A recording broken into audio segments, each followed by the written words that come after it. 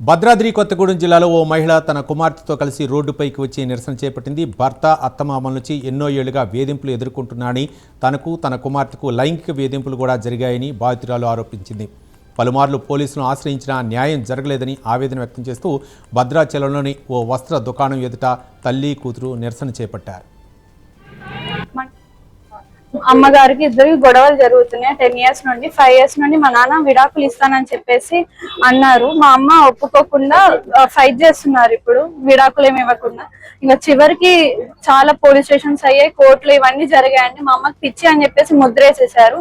మా అమ్మకి పిచ్చి లేదని చెప్పి డాక్యుమెంట్స్ కూడా ఇచ్చారు. ఒక పిచ్చిదైతే మా అమ్మ ఇలా నుంచోదండి.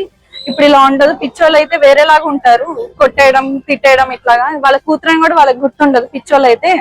కానీ ఇప్పుడు మా అమ్మ ఇలా ఉంది. కానీ మా అమ్మని పిచ్చిదాన్ని చేసేసారు అందరు కలిసి. 5 years నుండి నన్ను కూడా పట్టించుకోవట్లేదు. నేను మా అమ్మ దగ్గరికి వెళ్ళాను, నాకు హెల్త్ బాగోకపోతే అమ్మ దగ్గరికి వెళ్ళాను. అప్పటి నుంచి ఇప్పటి వరకు మా నాన్న నన్ను తీసుకోవట్లేదు. నాకు ఎందుకు. నా భర్త కోటయ్య గారు అండి, బొప్పే కోటయ్య గారు. బాలదుర్గ టాపింగ్ టౌన్ లోనే ఉంటారండి నిత్యం. అది మాకు వాటాదారులుగా ఉన్నాం కాబట్టి ఇక్కడే ఉంటారు ఆయన. ఇప్పుడు ఆయన భార్య కోటయ్య, భార్య కోట విజయలక్ష్మి అండి. నా పేరు బొప్పే విజయలక్ష్మి. మా పాప అండి బొప్పే వెన్నెల పక్కన ఉన్నారు. మాకు అన్యాయం జరిగిందండి. అన్యాయం జరిగిన వల్లనే మేము ఇక్కడ దాకా వచ్చాము. గత కొన్ని సంవత్సరాలు 20 సంవత్సరాల క్రితం మాకు పెళ్లి అయింది. ఆయన అయితే అప్పటి నుంచి కూడా మమ్మల్ని పట్టించుకుంటారు సరిగాని. మాకు గత 5 సంవత్సరాల నుంచి కూడా గొడవలు జరుగుతున్నాయి ఇంట్లోని. దాని కారణంగా నేను ఇంట్లో నిరాకరించి మానసికంగా నలిగిపోయి ఎవరికి చెప్పకుండా ఉన్నాను.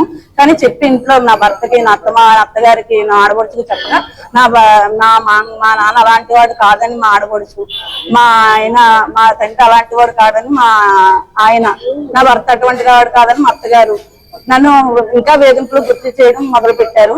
ఇది ఇలా ఉండగానే కోటయ్య గారి కొట్లో కూడా అలా అఫేర్స్ ఉన్నాయన్న విషయం తెలిసింది. అమ్మాయిలు వాడుకు ముదిలేస్తాడంటే, డబ్బులు ఇచ్చి మేనేజ్ చేసేస్తాడంట. ఎక్కడికక్కడికి ఆయన బొట్లు పెట్టి నామాలు పెట్టి పూజలు చేసేసి మాత్రం మంచివాడిగా చలామణి అవుతున్నాడండి. ఇది ఇలా ఉండగానే కేసులు పెట్టానండి. కేసుల వరకు కూడా న్యాయం జరగట్లేదు. వాయిదాలు తిరుగుతున్నాం అన్ని. ఇది ఇలా ఉండగానే